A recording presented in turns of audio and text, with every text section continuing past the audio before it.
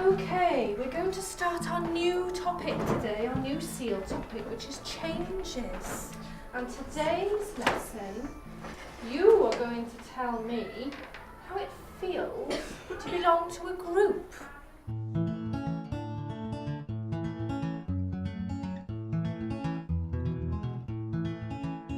The foundation phase is all about personal and social elements of children's life and their social skills, and SEAL fits in so well because it teaches them the aspects that they need for lifelong learning.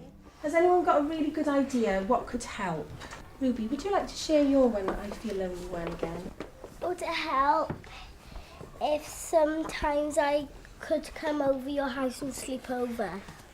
The children are smiling first thing in the mornings, and they understand how to work alongside each other, which is when you leave it till they're in junior school, it's too late. If you've got children working together and understanding how to be cooperative and be friends right from an early age, it just makes life easier for everybody else that goes ahead of you.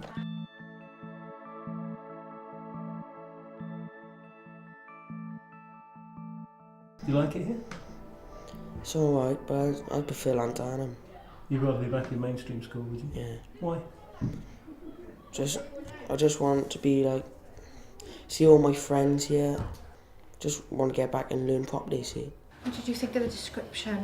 Ultimately, we're about re-including children and young people back into school, but also about re-including them into other education, training and learning opportunities. It's about making sure that when pupils leave us at 16, they've got decent qualifications and better life chances.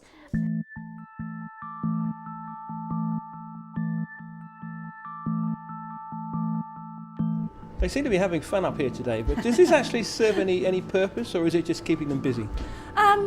I think it serves a major purpose.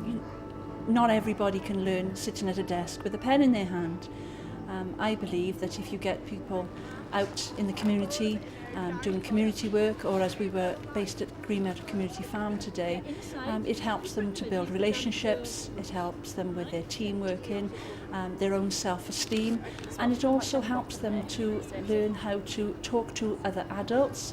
Now I am confident that I can take any member of my group out and do activities with them, whereas last September that might not have been possible.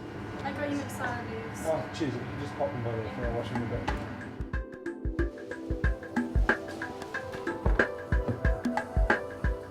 What sort of problems were you having in school? Just learning difficulties, really, just can't concentrate on my work. Yeah. Did it make a difference to you coming to Youth Access? Yeah, loads different. Yeah. In what way? They just helped me more than the school did. Yeah. Small groups are a big help, Yeah. I guess. And you come in here now to work. How are you finding that? Fine.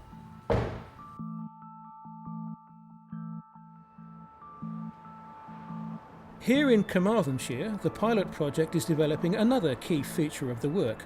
Several different agencies working closely together to create and fund tailor-made solutions to each child's needs.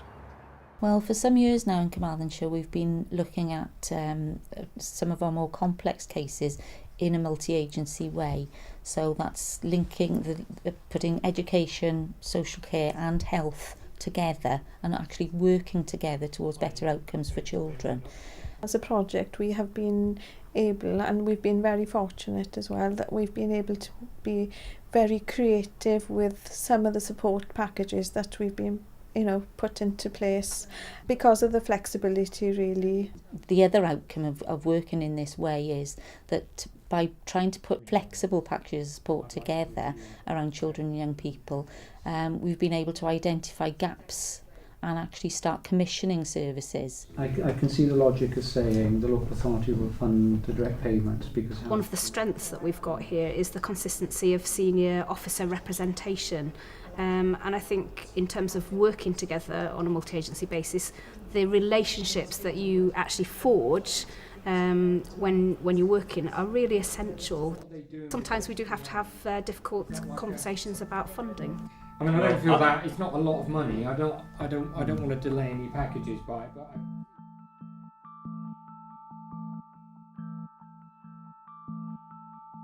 often when the idea of inclusion is broached with parents and staff, because they're very secure within a special school environment, as a sort of family unit really, special schools are all very close environments, to think about actually splitting that environment and that school community across two settings within a mainstream environment did make people feel a bit nervous, particularly parents, who's obviously their security and happiness of their child is their first thought, and also staff who've worked within Cranbridge School for many years to be across the borough from the main site.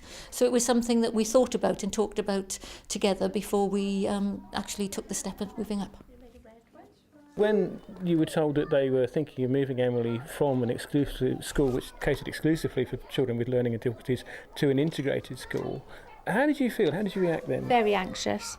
Very anxious. My husband and I got quite upset about it, thinking, well, we'd settled on Crownbridge because we'd looked at a couple of other provisions for Emily, and we settled on Crownbridge. So we were thinking that's where Emily would stay right up until she was 19, and she would be looked after lovely there and have all the care she needed there. But so when we did find out that she might be moved to a placement in a mainstream school, it's not really what we wanted. What were you worried about in particular? The mainstream children, Emily's interaction with them, whether or not they would accept Emily and her class peers.